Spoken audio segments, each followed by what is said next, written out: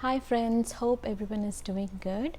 I pray for everybody back in India. Hope all of you are safe and sound. Please follow all the restrictions that the government has imposed. Stay safe, stay at home as much as you can. We already know all the rules and regulation. We had gone through this in the past too. So please stay at home and protect yourself and your family. So coming to today's dish, I'm going to show you how to make mirchi ka saalan or green chili curry. So it's made from a special kind of peppers which are not very hot and they were large in size. So those kind of peppers you don't get in US, but in that place you can use banana peppers which has got a similar flavor as well as it's not very hot, so that can be replaced. Usually this curry is made as a side dish for biryani, and similar fashion you can make either tomato saalan or tomato curry or brinjal instead of green chilies. So here I have added both the chili as well as tomato to give an extra flavor. So definitely give this dish a try and let me know if you like it. So the main ingredients that you need for this dish are, here I have taken about 2 tablespoons of raw peanuts, and then also I have taken here 2 teaspoons of coconut powder and 2 teaspoons of sesame seed powder, 1 large onion thinly sliced, mint and coriander leaves, curry leaves as well as green chilies. And these are banana peppers. They are very large, so I've cut them into 2 pieces just for convenience. And that's tomato, taken 3 tomatoes, slit in the center, and you will need approximately 2 to 3 tablespoons of ginger garlic paste. So I found this mirchi ka saalan masala in Indian stores, so if you find this, please get hold of this and then try the curry with this masala.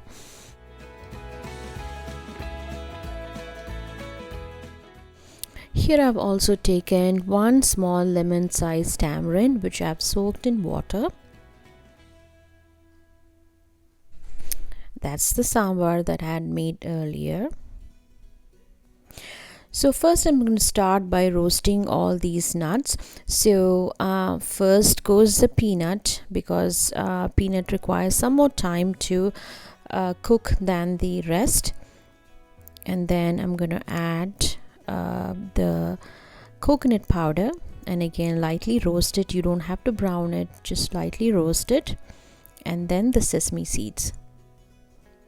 So when you roast sesame seeds, there's high chance that it can splatter, so be just mindful of that. And then grind it into a smooth paste like so, and keep it aside. So now in the oil I'm going to add the onions and cook it until it becomes golden brown. Once it becomes golden brown, take it out of the oil and keep it aside.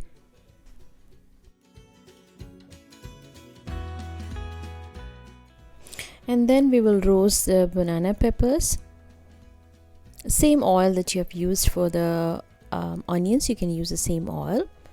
Just roast it until it becomes soft.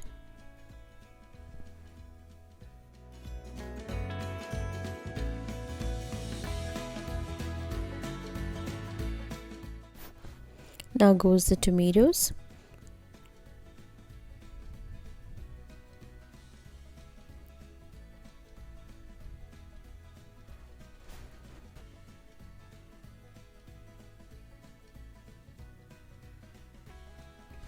If the tomatoes are small, you don't have to cut them. You can just remove the top and the bottom and just just roast it in oil. Soft, just keep it aside. Now here I'm taking the mint coriander leaves, and then 2 teaspoon of coriander powder, half teaspoon of turmeric powder, and 1 teaspoon of chili powder. And then I'm going to grind it into a smooth paste. like so, and then keep it aside. Now in hot oil I have added the curry leaves, and then into it goes the ginger garlic paste,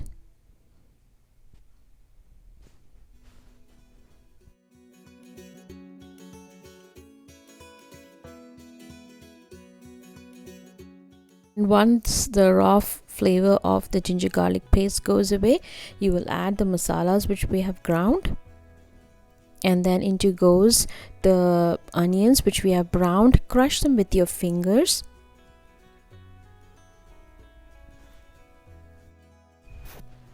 and in the end I'm going to add the green chilies. Now roast it on low flame until the oil comes on the top. Now this masala is fully cooked. You can see the oil floating on the top. Now to this we are going to add the coconut, peanuts and sesame seed paste that we had made earlier. Make sure the flame is low, otherwise it will burn in the bottom. And again on a low flame, cook it until the raw flavor goes away and the oil floats on the top. So it's a very slow process. It's going to take you about 15 to 20 minutes. Add enough amount of salt,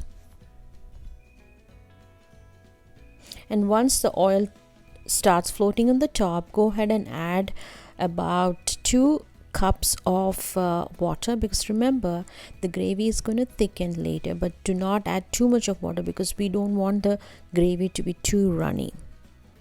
And allow it to cook for about 5 to 6 minutes once you get a good boil.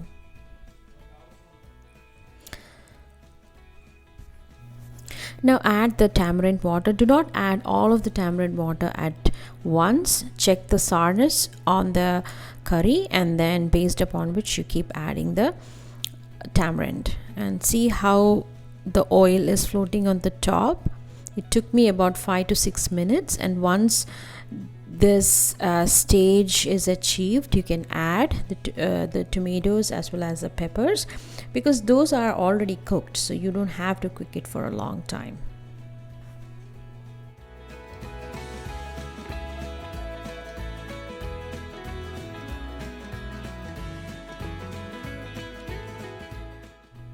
Now cover it up and cook it on low flame about 8 to 10 minutes.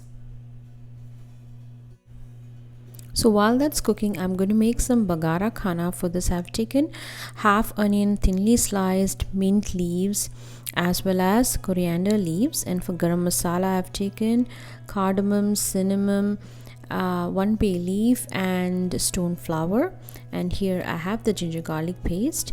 And this is basmati rice, any sort of rice you can take, and it has been soaking for half an hour. So in the oil I'm going to first add all these garam masalas and roast it lightly. And to this I'm going to add onions and cook it until the onions become golden brown. And then once onions become golden brown, go ahead and add 1 teaspoon of ginger garlic paste. So it's always important to brown your onions. That's what gives good color to the Bagara Khana.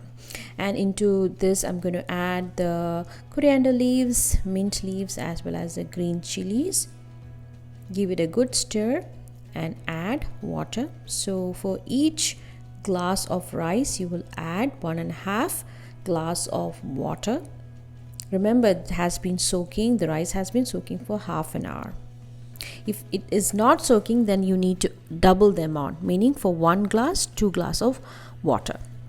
Now here, once the water starts boiling, I'm going to add the rice. Look at the color of the water. This is how it should be. Only then your rice will be brown in color. Okay, now close it and wait till a good boil comes. See, now almost all the water has evaporated and you see some holes. This is the stage when you will stir the rice once and then leave it on dum, meaning close the lid, and then on a very low flame leave it for about 5 to 6 minutes and then turn off the stove. Now this is the cooked rice. See how fluffy and delicious it looks. So it's very aromatic right now here.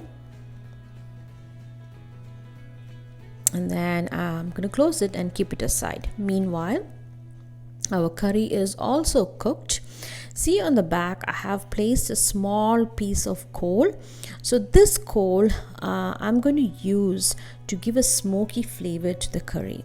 So while you're cooking this curry, just make sure if you have a small piece of wood. This is what I'm using here, small piece of wood to get some charcoal. And I've made using aluminum foil. I've made a small bowl like thing here, and into which I'm going to add the charcoal or the charred wood.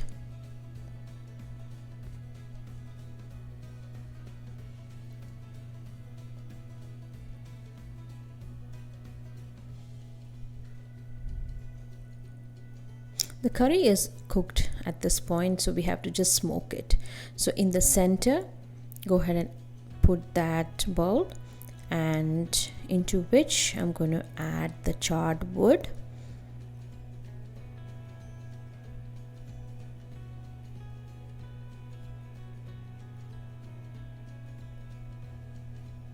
Like so. And then into this add 1 teaspoon of ghee, oil, anything that you have, and close the lid so that the smoke doesn't escape. And then leave it there for about 10 minutes until all the smoke flavor gets into the curry. See, the curry will be delicious, just like how you imagine it to be in a wedding, in a Hyderabadi wedding. So guys, look at the consistency of the curry. It's delicious, very very aromatic. So do try this curry at home, and please leave your valuable comments.